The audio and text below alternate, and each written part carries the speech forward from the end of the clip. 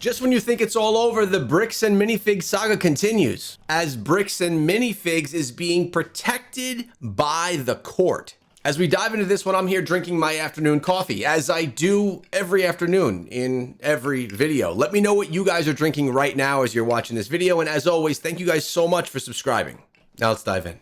So, if you didn't know, yesterday, or maybe 2 days ago at this point, Reckless Ben and some of the other defendants in the Bricks and Minifigs lawsuit filed this motion to modify the temporary restraining order. And there's a lot in it, but the gist of it, what you basically have to know is Ben promised he wouldn't threaten anyone involved with Bricks and Minifigs, wouldn't harass them, basically wouldn't do anything negative to anyone involved with Bricks and Minifigs whatsoever. But on the flip side, he would be able to report on Bricks and Minifigs, talk about them again, post content, basically resume everything he was doing before.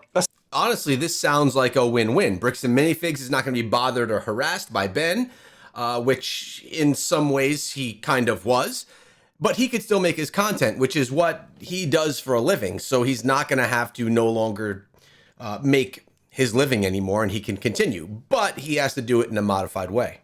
Aside from some of the maybe more sketchy things he was doing, like blocking the entrance of the Bricks and Minifigs Salem location and stuff like that, but he would get to report on it again. So we could get part 3 of Reckless Ben's series, we could get more videos, more response videos, live streams, everything like that would all resume if this modification was approved. And I mean, honestly, that sounds perfect. It sounds like things would be heading in the right direction, but yeah, you guessed it. That's not what happens.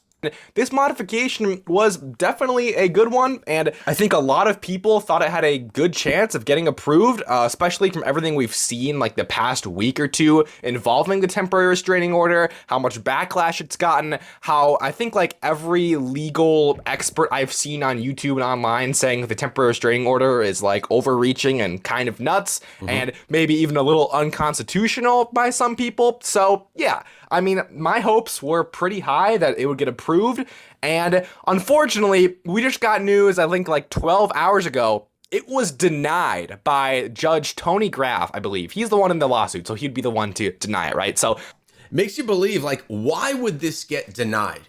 If it allows a man to make his living again in a way that he can do it without harassing or bothering the other parties, it seems like something that's very fair, and that there's nothing illegal about that route. It seems like a no-brainer, and as mentioned, a lot of the other content creators, I've seen a bunch of lawyers that have YouTube channels that have been breaking down this case. It just makes things look a little bit corrupt, that the system is really siding here with big business. I'm going to assume Tony Graff denied this motion, and once you understand why he did it, it honestly might make you even more mad with Bricks and Minifigs, the legal system, and everything like that. So here it is from the Reckless Ben subreddit. It says, court declines joint modified TRO as very vague. Court entered as not signed or declined to sign the proposed modified temporary restraining order that was based on the joint motion. Court states, in part, it is because it is very broad. So basically, the court is saying that the modification to the temporary restraining order, it's too broad with Bricks and Minifigs. It doesn't mention exact people, exact employees. It kind of says like anyone affiliated with Bricks and Minifigs, basically. So employees, franchisees, people involved with corporate, everything like that, like an umbrella term. So like, you know, Ben doesn't go harass anyone at Bricks and Minifigs. But why wouldn't that be a problem? I would think that would actually be a positive thing, because if it's that broad, then it means that Reckless Ben can't really bother anyone that has to do with Bricks and Minifigs, and it's a blanket or an umbrella protection of anyone related to Bricks and Minifigs. So that would, in my opinion, actually benefit the entire Bricks and Minifigs corporation and be a disservice to Ben. Having to be so specific on certain names means if those names are not put into place, then he can go harass people at other Bricks and Minifigs locations or people that just happen to not be mentioned. So it's strange that it was denied when it would probably have been more of a benefit to the corporation than to Ben himself. But I believe the court's argument is, well, it's too broad. It doesn't explain exactly who Ben, cannot harass or contact or whatever. And also, I think it was like he couldn't go within 1,000 or was it 100 or 1,000 feet of like any Bricks and Minifigs location or anyone affiliated with Bricks and Minifigs. But the court said that was just too broad because it doesn't name actual people or like, you know, it doesn't name everyone involved with Bricks and Minifigs. It just says anyone affiliated with Bricks and Minifigs, Ben has to stay away from, not touch with a 10-foot pole, and not harass. Basically leave them all alone, but he could resume all of his journalism. Now, I'm no lawyer or legal expert. I'm sure you all know that by now. So I'm not entirely sure in a vacuum how reasonable it is to deny this temporary restraining order modification on this ground. I don't know if this is something reasonable to be doing in a vacuum, but in this specific case, it reads as, let's just say, very hypocritical and quite, you know, okay, I'm not going to say this judge is corrupt, but from my standpoint, just looking at some of the facts here as a normal dude giving an opinion, it looks like something corrupt or messed up is going on here in the decision making. Because if you recall, the temporary restraining order that was originally put out against Ben and the other defendants in this lawsuit was extremely broad and overreaching, basically restricting Ben from talking about Bricks and Minifigs whatsoever and saying that anyone like even loosely affiliated with Ben that would do these actions like report on Bricks and Minifigs, harass Bricks and Minifigs, you know, whatever it may be, they would all face punishment as well. It leads me to believe and to question, what is the connection between this company Bricks and Minifigs, law enforcement, and the court system? How come they seem to have such a intertwined connection between those three sets of people? Or maybe they just don't like Reckless Ben. He comes across maybe a little bit as obnoxious, and the court systems and the law systems don't like dealing with people like that. Maybe they don't like content creators that maybe will intrude on people's private space. I'm not really sure, but it definitely does seem that there is some type of a club going on between those three entities. So it's like the temporary restraining order in the beginning was granted by Judge Tony Graff, by this court, even though it was extremely broad. Like the main complaint with that temporary restraining order, you know, beyond constitutional rights and beyond like the judge overreaching a little bit, was how broad it was. Like it was overly broad. That was like the main criticism, right? And this court, this judge still granted the temporary restraining order from the beginning. And now Reckless Ben and other defendants are filing a motion to modify the temporary restraining order. And because they use some slightly broad language in their, you know, motion, which actually makes a lot of sense, like saying anyone affiliated with Bricks and Minifigs, yeah, that makes sense. You know, if you're scared that Ben is going to harass Bricks and Minifigs employees, franchisees, whatever it may be, then yeah, put that in the motion. Put that. I mean, we're literally saying the same thing. He and I have the same opinion. Neither of us are lawyers, but it just does make sense to protect Bricks and Minifigs as a whole, to do this blanket coverage so that Ben can't mess with anybody from Bricks and Minifigs. I'm glad to see we're on the same page with our opinions.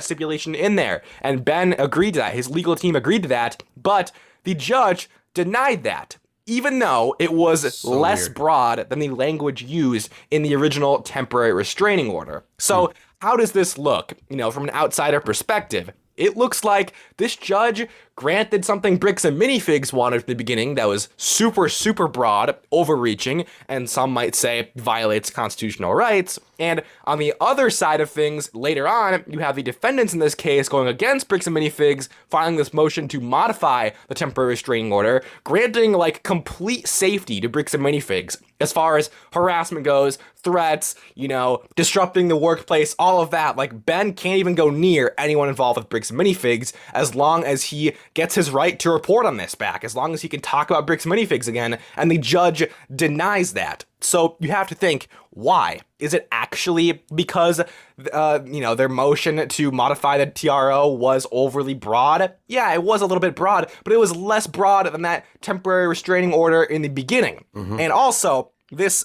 post on the subreddit says that the court states, in part, it is because it is very broad. So that is not all the reasoning the court has. And in my opinion, you know, if this court is in any way corrupt, I don't know if they are, but I'm just saying, if there was a corrupt court, it would make sense for them to cite reasons that would maybe look reasonable in a vacuum, like this overly broad language type thing, while their real reasoning is to protect parties that they're maybe interested in protecting for whatever reason. It's actually crazy that nowadays we have to think about things like this. Like, is the judicial system corrupt for whatever reason to get some type of a benefit out of a court case like this? Or is law enforcement corrupt? It's just disturbing that that's even a conversation that we need to have. Plus, in part, leaves things open so that the court doesn't have to get themselves pigeonholed into an actual reason for not approving, this change in the whole document, or in the restraining order, I should say. Now, I don't know anything about this court. I don't know much about this judge apart from what I've seen from him in this case. So I'm not going to just throw allegations around. But you have to admit, from an outsider perspective, it looks super, super fishy. Like, what is going on here, Judge? Are you a different person now than you were 2-3 weeks ago? I'm not entirely sure what's going on there. So with that being said, to me, it is really unclear what's going to happen next. I believe the preliminary hearing would still be on June 30th, right?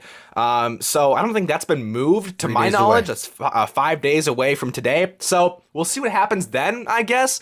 But it's very unfortunate that the judge denied this motion, because it would mean that Ben could post his part 3 and whatever else right away. He could have been posting part 3 right now if the court actually came back and approved it and signed it, rather than denying it and rejecting it. Now, I hate thinking this, but it does seem like someone's got their hands in someone's pockets, like law enforcement, the courts themselves. Why are they protecting Bricks and Minifigs?